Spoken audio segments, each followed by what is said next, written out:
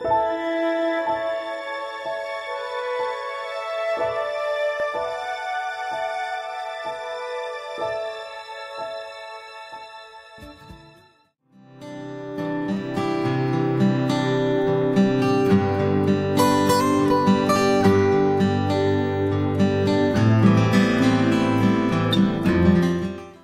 querido irmão, minha querida irmã, lembre que neste ano mariano, uma proposta que eu fiz para vocês foi comentar os 4 grandes dogmas marianos: a Imaculada Conceição, a Assunção Gloriosa, a Maternidade Divina e a Virgindade Perpétua de Nossa Senhora. Eu já comentei 3, falta o último e mais importante dos dogmas de Nossa Senhora, a sua Assunção Gloriosa. Por que o mais importante? Mais importante para Nossa Senhora, porque é a plenitude dela, como um rio que corre, corre até chegar no mar. Na sua Assunção Gloriosa, Nossa Senhora chega a Deus. Ela é plenamente criatura, plenamente mulher, plenamente mãe, plenamente Maria. Mas o que a Igreja ensina? A Igreja ensina que Nossa Senhora, ao final da sua peregrinação terrena, é assim que o Papa Pio XII, sistematizando a fé da Igreja, em 1950, com a autoridade de Mestre Supremo da fé dos cristãos, ele explicou: um dogma não é a invenção de uma doutrina. O dogma é quando já a fé da Igreja está madura e então, às vezes, o Papa julga conveniente explicitar de um modo sistemático, arrumado, aquilo que já é a fé da Igreja. Então, Pio XII explicitou assim, que a Virgem Maria, após a sua peregrinação terrestre, ela entrou em corpo e alma na glória de Deus, na glória de Cristo. Então, enquanto todos nós, logo após a morte, na nossa alma criada para Deus, nós, transfigurados em Cristo, entramos na glória do céu ou nos purificamos naquele estado que a gente chama de purgatório, ou, longe de Cristo, que Deus nos livre, somos danados no inferno. Então, logo após a morte, mas só em alma, Nossa Senhora, né, em corpo e alma, entrou na glória do céu. Enquanto, veja, todos nós esperamos a glorificação do corpo para o fim dos tempos, nosso corpo fica dormindo, vamos chamar de dormir, é uma metáfora, é uma imagem, é o corpo que fica dormindo até o fim dos tempos, mas na nossa alma já somos glorificados. No caso de Nossa Senhora, ela em todo o seu ser, em corpo e alma, já entrou na glória de Cristo. Primeira pergunta, onde é que está isso na Escritura? Claro, impossível que isso esteja dito deste modo nas Escrituras. As Escrituras dão testemunho, né, da fé inicial da Igreja na época apostólica. Agora ali já estão todas as sementes do que a Igreja vai desenvolvendo na sua doutrina ao longo dos séculos. Jesus tinha dito isso, que daria o Espírito à Igreja, que a conduziria à verdade plena. Ele disse isso na última ceia. Você pode olhar dos capítulos 13 ao capítulo 17 de São João, Jesus na última ceia vai falar que vai mandar o Paráclito. No capítulo 14 de João ele vai falar isso 2 vezes, que vai mandar o Paráclito e que o Paráclito, o Consolador, o Espírito, vai conduzindo a Igreja à verdade plena. E será sempre isso, na sua vida, na sua liturgia, na sua fé, na sua oração. A Igreja vai cada vez mais crescendo na compreensão da Sagrada Escritura. Pois, então, mas na Sagrada Escritura estão as sementes desta doutrina. Primeiro, a inimizade entre a serpente e a mulher, entre a descendência da serpente e a descendência da mulher. Eu já expliquei isso quando falei da Imaculada Conceição. Então, entre Maria e o pecado, não há pacto algum. E o pecado, o salário do pecado, é a marca da morte.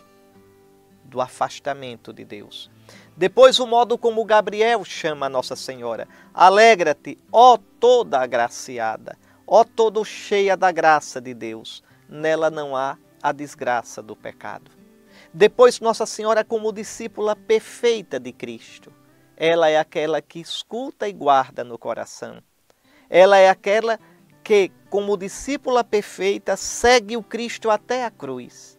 Jesus diz tantas vezes no Evangelho, o discípulo é aquele que o segue, e o segue até a cruz. Nossa Senhora aparece ao pé da cruz, enquanto os outros fogem, e Nossa Senhora aparece, discípula e mãe perfeita da Igreja, com os apóstolos no cenáculo, perseverando em oração.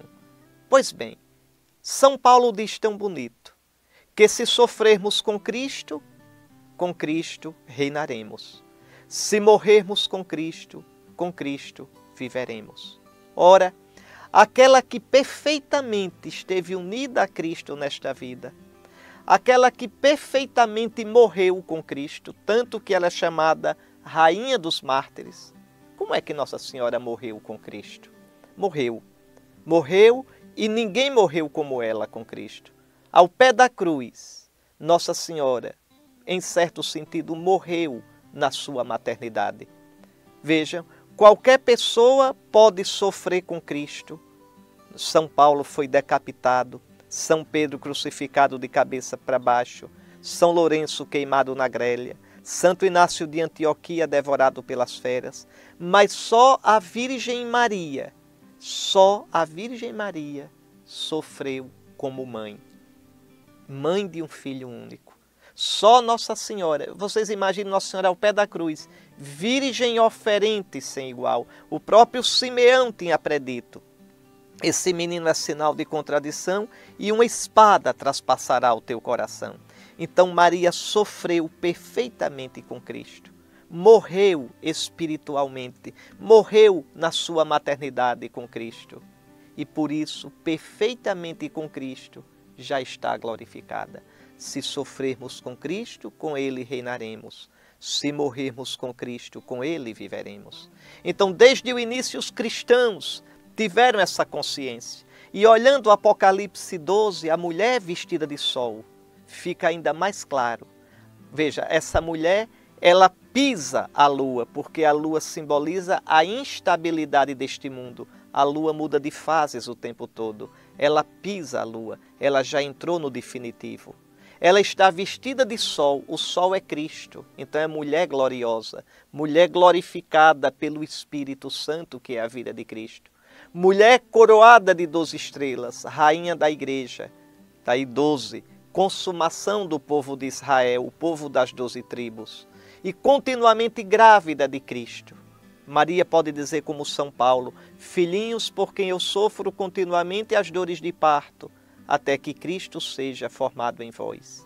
Então, a igreja, inspirada em todos esses textos da Escritura, e na sua oração, na sua liturgia, desde cedo o povo de Deus, inspirado, guiado pelo Espírito e orientado pelas Sagradas Escrituras, foi tendo a certeza que Nossa Senhora, que viveu plenamente unida a Cristo, que morreu com Cristo, Maria morreu, também foi glorificada com Cristo, em todo o seu ser, corpo e alma, porque aquele corpo que serviu de morada durante 9 meses para o Senhor da vida, que foi templo de Deus, não ficou na morte, não experimentou a corrupção, unido a Cristo, que já está glorioso no céu. Então é muito bonito, porque a Assunção enche a gente de esperança.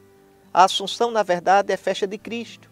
Mostra que a salvação que Cristo trouxe já transfigurou totalmente a sua mãe, como nos transfigurará a nós. Logo após a morte, transfigurará a nossa alma e no fim dos tempos, transfigurará nosso corpo. Então, em corpo e alma no céu, só a Virgem Maria de criatura. Claro, Cristo já está glorificado, mas Ele é o Criador. É o corpo do próprio Deus que assumiu a carne, não é? Assumiu a natureza humana. Mais uma coisa, Maria morreu mesmo? Morreu. Agora os cristãos não chamam, pelo menos os cristãos ortodoxos, retos na fé, não chamam a morte de Maria de morte. chama de dormição. Porque existe morte e morte. Uma pessoa que é muito unida a Cristo, Ave Maria, enfrenta a morte como uma graça. Santa Teresinha dizia, não é? Morro de amor. Santa Teresa d'Ávila dizia, não é? Vivo sem viver em mim, tão alta vida espero, que morro porque não morro. São Francisco de Assis chamava a morte de irmã.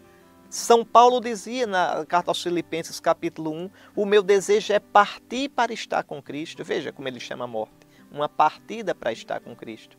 Agora imagine a morte de Nossa Senhora.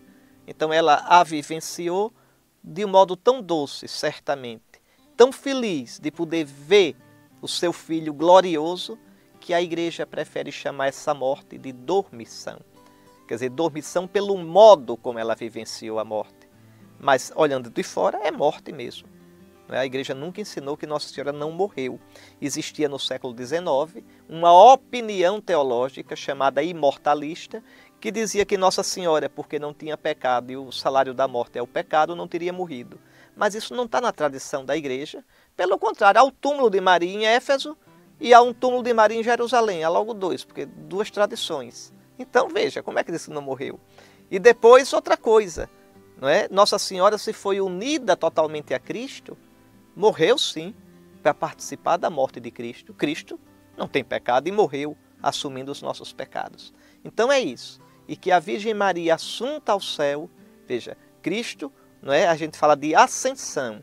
Ele é glorificado com a força dele divina. Maria é assunta. Olha aí, a voz é passiva. Ela foi assunta, ela foi elevada pelo Pai através do Filho no Espírito, totalmente glorificada, espirituada pelo Espírito Santo no seu corpo e na sua alma. Esse é o destino da igreja, esse é o nosso destino, esse é o destino da humanidade.